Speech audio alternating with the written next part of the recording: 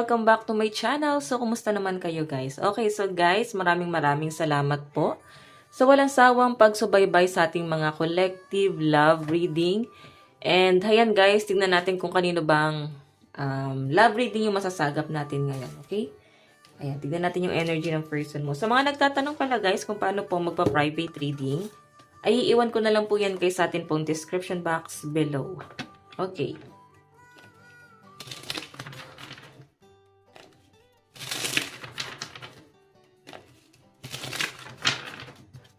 Doon muna tayo sa energy ni person mo. Tingnan natin. Energy ni person mo ngayon.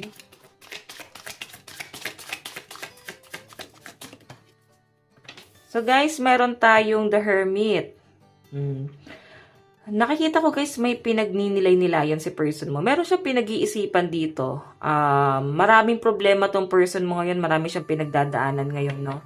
And I think naghahanap siya ng solusyon, no? Parang pinag-iisipan niya ano yung mga solusyon na gagawin niya para matakasan yung problema niya. Or kung hinaharap man niya, guys, iniisip niya rito kung ano yung mga dapat niyang gawin. Kasi hermit nag-iisip yan, guys.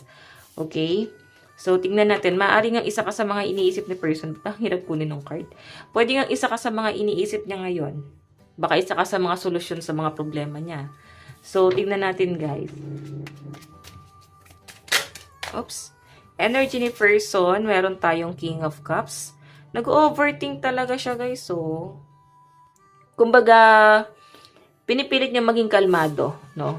Pinipilit niya maging kalmado, pero sa pinapakita sa akin, guys, grabe yung stress ngayon ng person mo.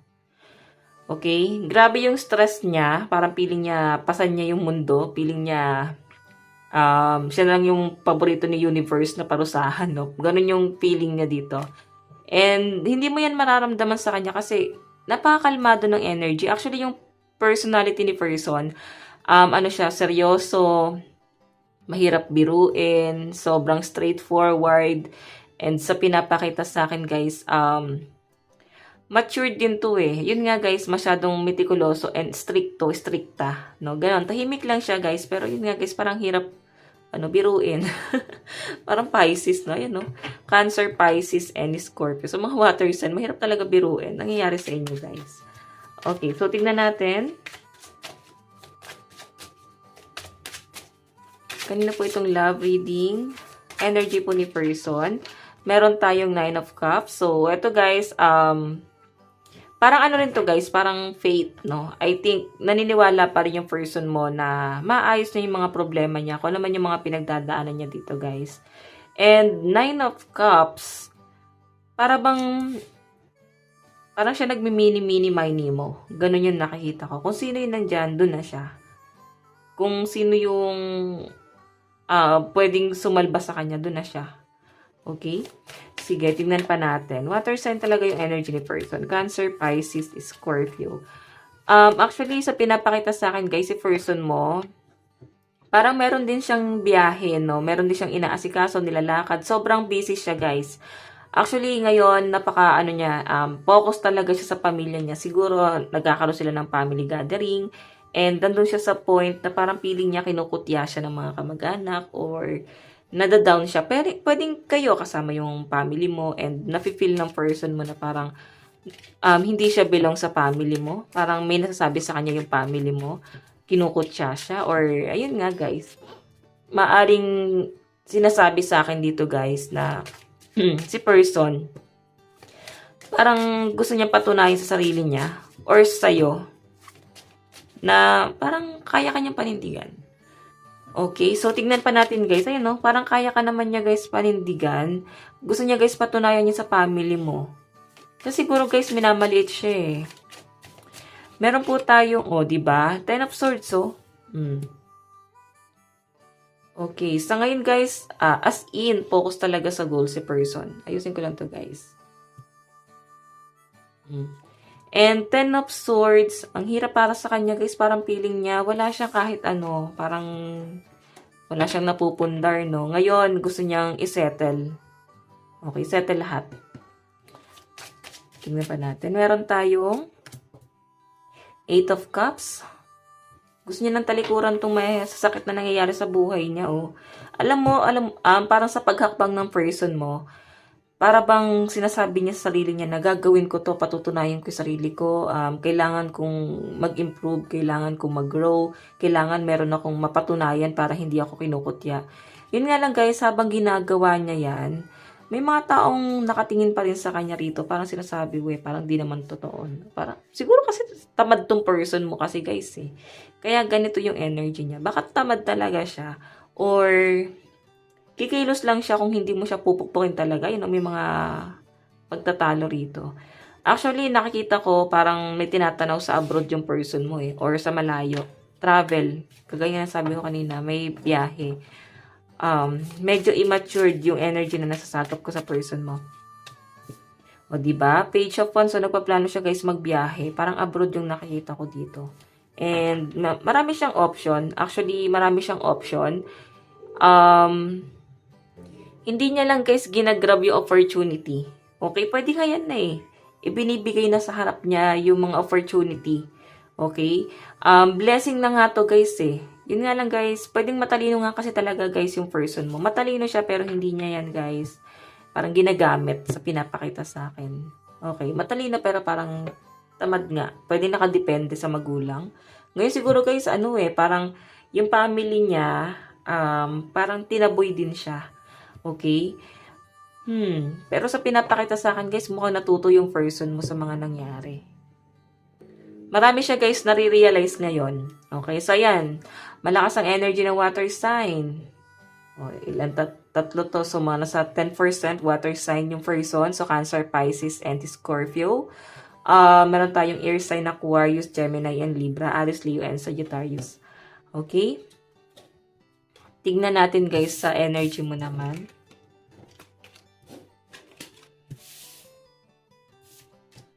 Or pwede naman guys na kaya tinatamad si person. Baka hindi na siya motivate dahil nga sa mga problema niya. Pwedeng masipag naman talaga siya noon. Ngayon lang talaga guys parang nawawalan siya ng gana na sumugal sa buhay. Kasi parang nakikita niya wala naman ng saysay. So parang gusto na lang niya munang magpahinga or lumayo. Ayan. So, tignan natin.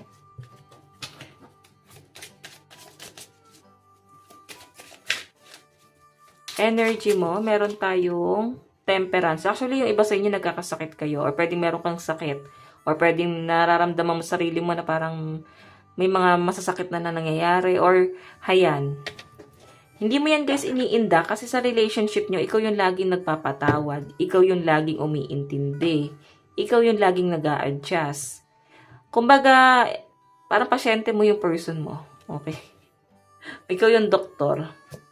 Nire-revive mo na lang siya. Ganun yung nakikita ko. Kumbaga, pinipilit mo na lang din guys, i-revive yung relationship nyo.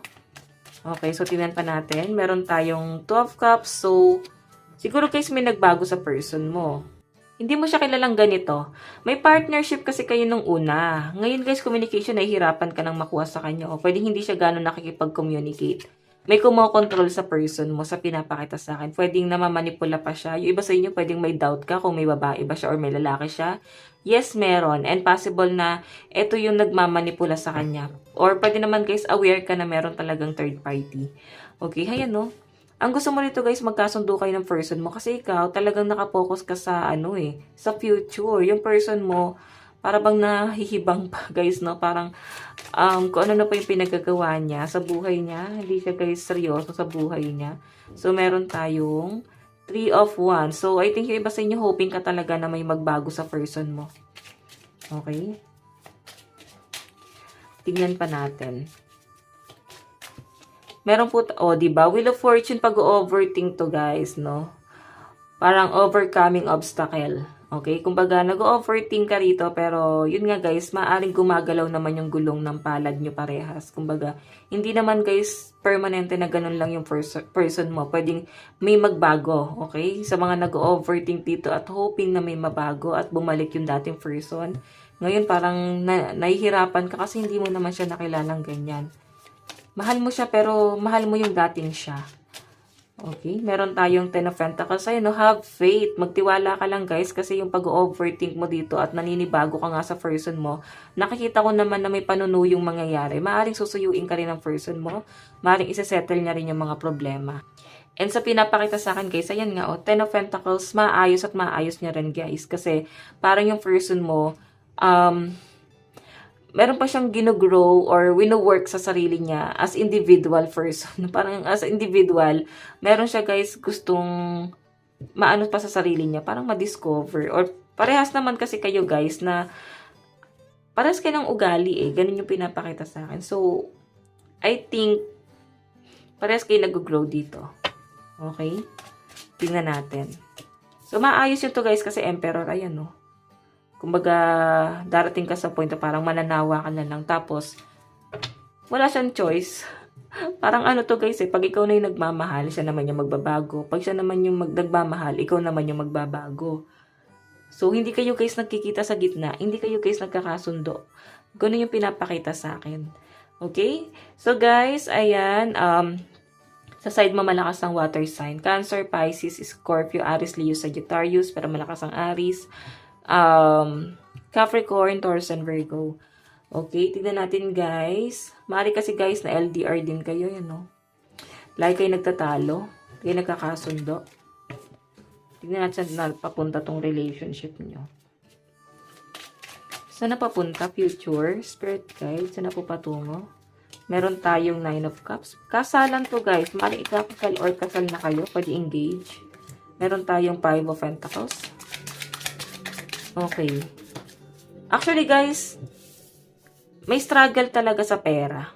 Oo, pero kung makita nyo, 4 of Wands, kumbaga, hindi ka talaga makawala sa kahirapan sa person mo. Kumbaga, parang, piling mo hindi nag-work yung financial mo sa kanya.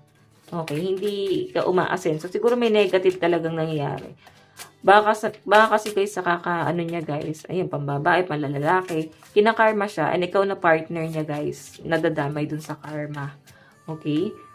Kailangan mo munang lumayo sa person mo. Kung hiwalay na kayo, guys, parang kailangan nyo muna maghiwalay para ma-overcome niya lahat ng mga negative at hindi ka na mahawa. Okay? Nakikita ko naman, guys, na magkakais kasi may panunuyo naman talaga dito. Ayan, no? May marirealize. Kumbaga, iniisip-isip ka pa rin ito. Kumbaga, miss na miss ka nito, guys. May offer. So, I think may mag-offer dito. Kung ngayon, guys, nakakita ko rito na parang naghiwalay or pwede nagtatalo kayo ng person mo kasi may conflict talaga kayo about money. Sa sinasabi sa akin dito, guys, si person mo, kagaya ng sabi ko kanina, meron siyang gustong patunayan, no? Kumbaga, wino-workout niya talaga yung kanyang financial dito. And may plano nga siyang mag-travel. Sa pagbalik niya, guys, ayan, 2 of Cups. Aayusin niya rin, guys, yung relationship niya dito. Gusto niya ring maayos kasi ayaw niya na para bang gaganon-ganonin lang din siya ng mga tao sa paligid mo. Okay? Or mga taong nakakita na, ano nangyayari sa kanya? Parang ganyan. Okay, na ano din siya, guys, sa sarili niya eh. Bakit nagkakaganyan siya? So, tignan natin. Love advice, meron tayong make the effort. So, gagawa talaga ng effort tong person mo, guys. Yung iba sa inyo, guys, napapagod na kayo. Magpatawad, no? Pero siya si true love eh. Ayan, no? True love din ang tingin niya sa'yo. May mga napipilitan. So, I think ikaw to. Napipilitan ka na lang dito. Tignan natin, guys.